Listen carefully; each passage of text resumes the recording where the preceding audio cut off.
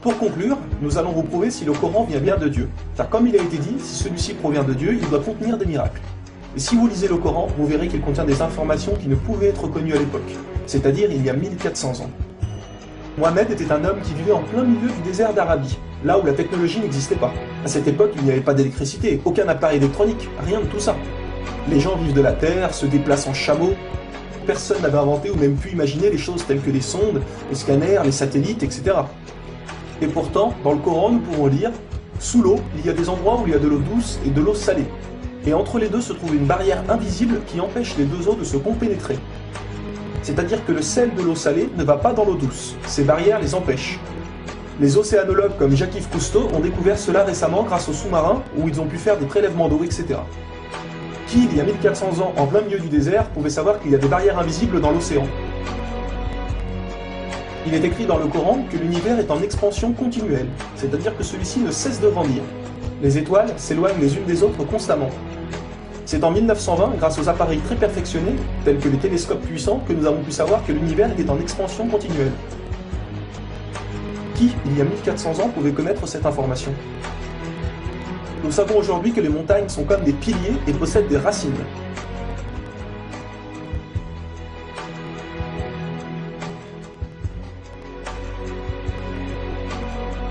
Sans les montagnes, il y aurait très fréquemment des tremblements de terre. Nous savons grâce aux récentes découvertes qu'elles servent à la stabilisation de l'écorce terrestre. Qui, une nouvelle fois, il y a 1400 ans, pouvait savoir que les montagnes étaient ancrées comme des piliers et que ceux-ci servaient à la stabilisation de l'écorce terrestre? Il est écrit dans le Coran que Dieu a créé les 7 cieux et la terre par le même nombre, c'est-à-dire 7.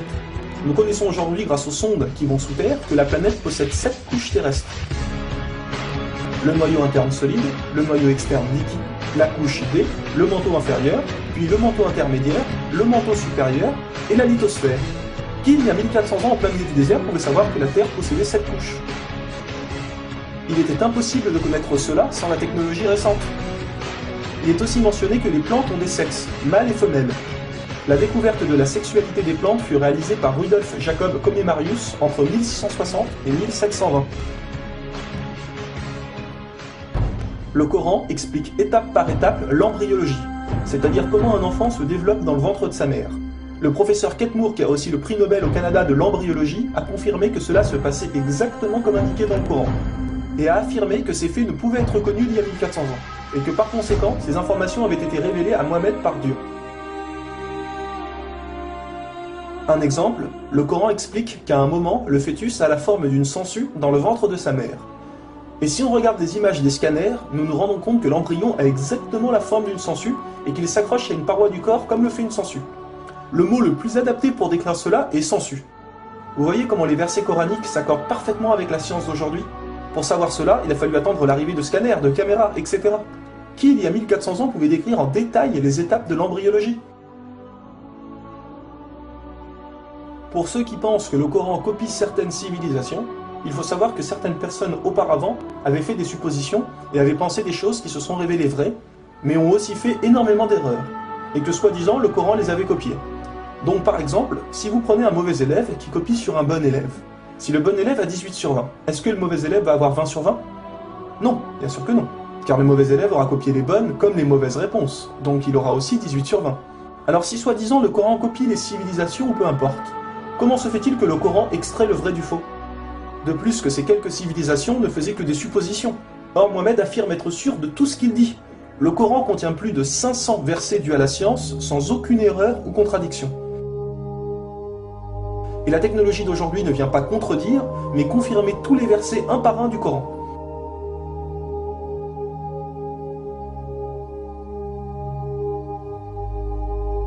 Il est écrit dans le Coran que les fourmis parlent. Nous l'avons confirmé en 2009 grâce aux appareils auditifs puissants. Un homme ne peut entendre ces bruits à l'oreille nue comme ça. Nous savons aujourd'hui que dans la plupart des pays, il est interdit d'avorter au bout de 3 à 4 mois. Car après 4 mois, la science explique que le bébé commence à vivre, et que cela donc est considéré comme un crime. En islam, il est dit que Dieu insuffle l'âme dans le corps du bébé au bout de 120 jours, donc 4 mois. Comme par hasard au même moment que quand la science démontre que c'est à cette période que la vie du fœtus commence. Pour savoir que la vie du bébé commence à 4 mois, il a fallu attendre une nouvelle fois l'arrivée de scanners, IRM, caméras miniatures, etc. Qui, il y a 1400 ans, pouvait savoir que le bébé commençait à vivre au bout de 4 mois? Nous savons qu'au début du monde, il y avait seulement une nébuleuse primaire, compactée en une seule masse et qui a explosé, ce que nous appelons aujourd'hui le Big Bang. Le déroulement du Big Bang est pourtant écrit dans le Coran. Le Big Bang a été découvert au XXe siècle, alors que le Coran a été écrit au 7e siècle. Le Coran affirme que ce sont les abeilles femelles qui ramassent le pollen des fleurs. Pourquoi le Coran ne parle que des femelles et non des mâles? Eh bien la science a découvert récemment qu'effectivement les femelles possédaient des organes que les mâles n'ont pas, et ceux-ci ne peuvent pas collecter le pollen des plantes. Encore et toujours, qui pouvait savoir il y a 1400 ans que les mâles n'ont pas les organes nécessaires pour le prélèvement du pollen? Il y a longtemps, les gens pensaient que la Terre était plate. Ce n'est qu'en 1577 que Francis Drake fait le tour de la planète et prouve que celle-ci est ronde. Le Coran, environ 1000 ans plus tôt, affirme que la Terre est ronde, mais ne s'arrête pas à ça. Pour donner un exemple, il est dit que la Terre ressemble à un œuf, mais pas n'importe quel œuf, celui d'une autruche. Et si vous regardez un œuf d'autruche, vous verrez qu'il n'est pas tout à fait rond, mais qu'il est aplati en haut et en bas. Celui-ci est de forme géosphérique. Et nous savons aujourd'hui que la Terre non plus n'est pas tout à fait ronde, mais qu'elle est aplatie au niveau des pôles. Et donc qu'elle est également de forme géosphérique. Qui, il y a 1400 ans, pouvait savoir que la planète Terre était géosphérique? Il a fallu attendre les satellites pour sortir de la Terre pour se rendre compte de cela. Soyons honnêtes, qui, il y a plus d'un millénaire, pouvait faire toutes ces affirmations sans aucune technologie? Rendez-vous compte, à cette époque-là?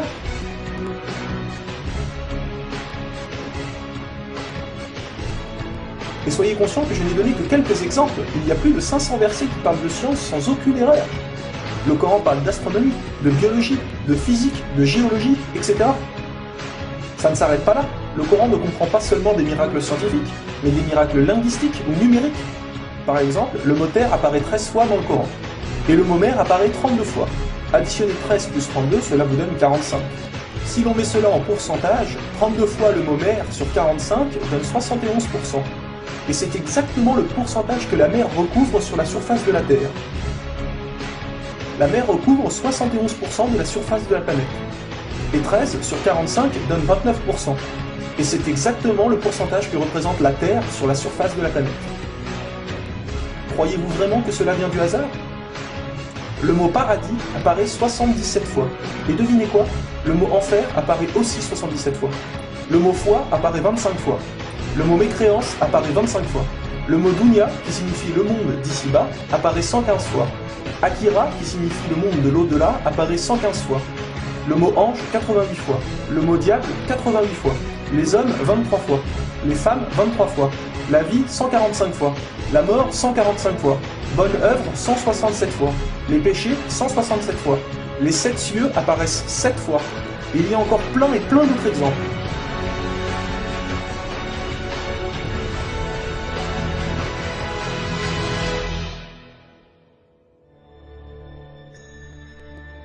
Le Coran est d'une beauté incomparable.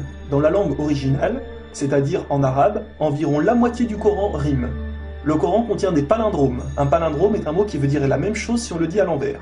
Par exemple, Bob, à l'envers, vous aurez toujours Bob. Ou kayak, à l'envers, vous aurez toujours kayak. Un mot comme ça peut se trouver, mais une phrase entière, cela est quasiment impossible. Ou alors votre phrase ne voudra rien dire. Mais non, le Coran possède des phrases entières en palindrome, et ces versets ont un sens très profond. Le Coran ne possède aucune contradiction ou erreur. Je vais donner un dernier exemple avant de conclure. Vous allez vous rendre compte de l'extraordinaire précision du choix des mots. Dans un verset, Dieu dit qu'il n'a pas doté l'homme de 2 cœurs. Pourtant, un peu plus loin, Dieu parle aussi des femmes. Alors pourquoi il ne dit pas « je n'ai pas doté l'être humain de 2 cœurs » ? Pourquoi ne parle-t-il que des hommes, puisque les femmes sont mentionnées après? Quand nous lisons tout le passage, nous nous rendons compte que Dieu ne parle pas au sens littéral, mais au sens figuré. Il explique que l'homme ne peut pas être croyant ou non-croyant, c'est l'un ou l'autre, les deux ne peuvent pas coexister. Ou on a la foi, ou on l'a pas. Mais si nous prenons ce verset